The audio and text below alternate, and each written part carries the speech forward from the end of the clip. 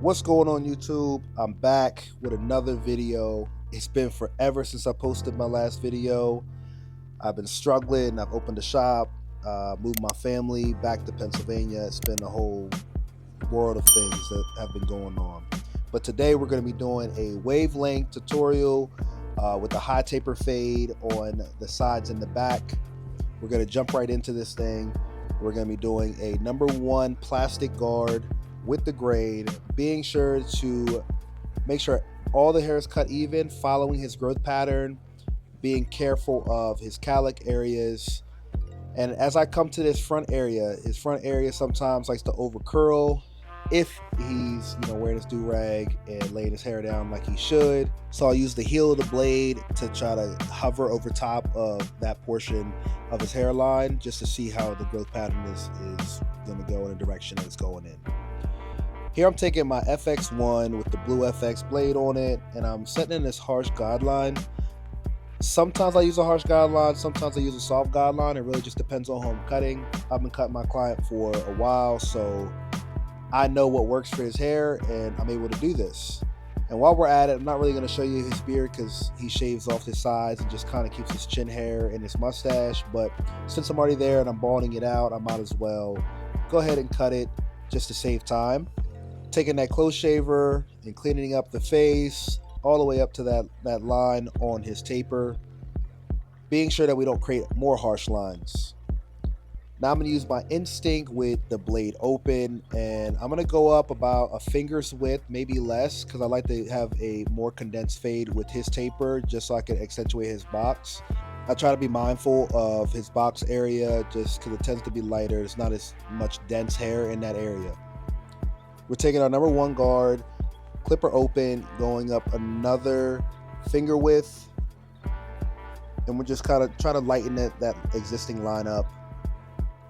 We then will close that up and fade just below that. We're just trying to lighten that line up to make our job a little bit easier. Then I'll take that half guard, and I'm just going to use the corner of the blades, clipper halfway open, and I'm going to start knocking that line that we put in with our half guard. And here I'm just using the fade down method. So you'll see me now going in with no guard on it. For me, this method allows me to detail this area as I'm cutting. So this is just a process that works for me. This process may not work for everybody. I just know my client, and this is what we've created that works for him.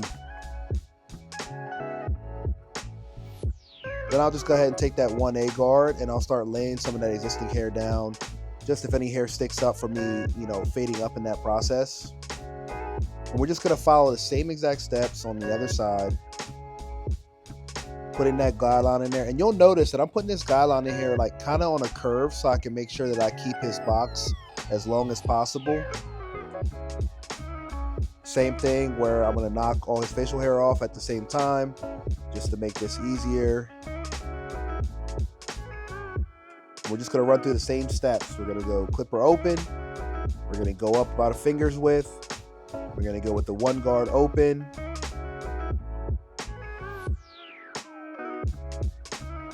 Here I laid it down a little bit because I saw some hair sticking up. This side typically fades a lot better than his other side, just the way his growth pattern is. I close the clipper up and do the same thing. And all I'm doing is I'm just fading down at this point. I created a couple guidelines, and now I'm just detailing on my way back down. And you can see the fades coming out. You can see how blurry it starts to look. And I'll go in and I just continuously detail as I'm fading down. This helps me not have to go back as often in the haircut to detail at the end. Here we're going to repeat the same steps that we used on our side taper. I'm going to set this ball line in. I'm just going to make sure that's even all the way across. Then I'm going to clean up underneath that. Make sure we get all those hairs. Then I'm going to go with our no guard open. I'm going to go about a finger's width. Making sure that we're leaving clean guidelines along the way. Take our one guard, and I'm going to go up another about finger width. And being mindful of his occipital bone, because as you can see, it kind of protrudes out and his hair tends to try to swirl in that area. So I try to be more detailed around his occipital bone, but I don't want to go too deep into it because then it's going to end up looking like he has a line in the back of it, back of his taper. And we don't want that. So like I said, same steps where I'm detailing on the way down. Sometimes I'll fade up in his taper. Sometimes I'll fade down. Really just depends on my mood for the day and what I'm feeling. You'll see me go, jump back and forth between guards. I'll use that one. I'm using that half guard just to make sure that I'm getting all the hair that is sitting in between his occipital bone and the rest of his neck. Yeah, I'm just going to detail with no guard on it. And I'm really using the corners of the blades, man. I cannot stress that enough. Make sure you're using the corners of your blades so you can get a more accurate cut in tighter areas. Here I'm taking my 1.5 guard and I'm just really going through it, just testing to see if any hair is going to be cut. Take out some of those dark areas. To me, that 1A close with the grain is like a 1.5 going against the grain. So that's why I'm able to go up into it and grab some of those dark spots that may sit in that occipital bone area. Here, I'm going to prep for his lineup on the back of the neck. And here I'm using the HD Sam Lemire spray. I feel like this is the best spritz in the game. I'm going to blow dry this down, making sure that I try to lay some of the hair down so I make sure I get every cut. And just trying to be super accurate with his lineup, not trying to go too deep into it. I'm using my FX1 FX Clipper, I guess it's called. It's not the Low Pro, but it's the regular FX. And man, when I tell you out the box, these hit. Like, I have no adjustment on these clippers. I did not touch them. I took them out the box and I started using them, and I'm falling in love with them. I'm about to order me a couple more pair. Yeah, I'm just trying to be super accurate while I go around, making sure that I get every hair cut. He's about to head out to Jamaica, and we had to make sure that he was fresh and ready to go. I'm just quickly go ahead and line up, his mustache and his goatee area. I didn't want to put too much effort into that because, most people, you should know how to line up, the mustache. You should know how to line up the goatee area. It wasn't anything that I could really show you or teach you in that process. But here's my lineup process. I go in and I take some Barbasol with the blue and red one, and I'll go ahead and lay that hair down. Use a hot towel. I'm going to throw that massager on there to massage it into the skin. This is just what works for me. I like it. I get the crispiest lines when I do this. I couldn't tell you why I use the Barbasol, but I guess it cleans the skin a little bit more. Then I'm taking a little bit more alcohol, and I'm really just using that to dry out the skin. People say like you shouldn't do that, but I like it. I get the crispier edge up naturally. Then I'll go ahead and I'll spray this with Sam Lemire spritz. Like I said, best spritz in the game. If you ain't got some, you need to get you some. I'm gonna begin his lineup process. Here I'm starting in the middle. I just know that I know his lineup.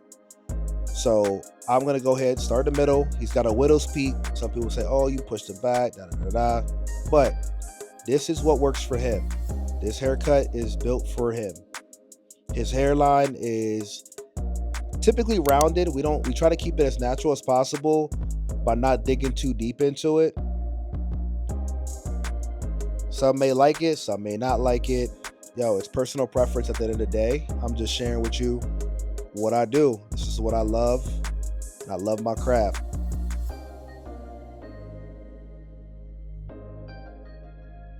So I like to line up the vertical bars with the razor by itself. It allows me to not push the side bars back. I feel like I'm a lot more accurate when I do this. You tend to slip up when you use the clipper sometimes, but it could be me. Maybe I'm just, got a little shaky hand when it comes to the corners.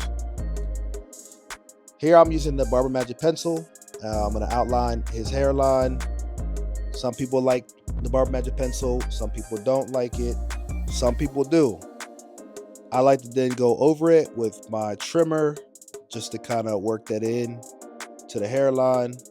We're going to begin the color enhancement process. I try to start out light and apply it a little bit darker. In this case, I'm applying it a little bit darker just because he's about to go to Jamaica. So we want to make sure he's fresh, but he can get a couple days wear out of his color enhancement. So even if he takes a shower or he gets in the pool, because it's heavy enhancement, that's what I use, the heavy or heavy or however you say it. It's supposed to be waterproof. So we're going to see how long it lasts. It usually lasts him a couple days.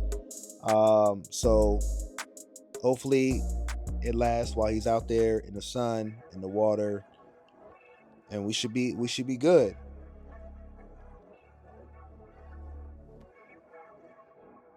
As you see, it just adds that nice little pop. I'll spray in like some of the lighter spots on top as well that you can see through the hair.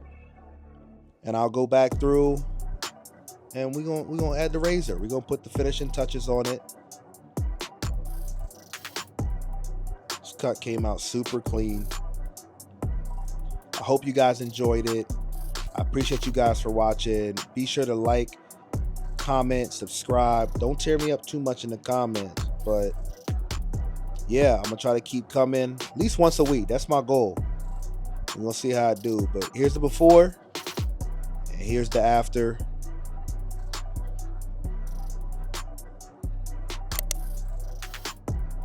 And I'm out.